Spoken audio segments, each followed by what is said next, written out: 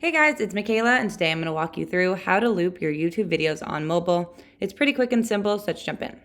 You can use your YouTube app or just go to youtube.com, it doesn't matter. But once you're there, you're going to go ahead and locate the video you want to loop or the videos. I'm just going to use this workout video.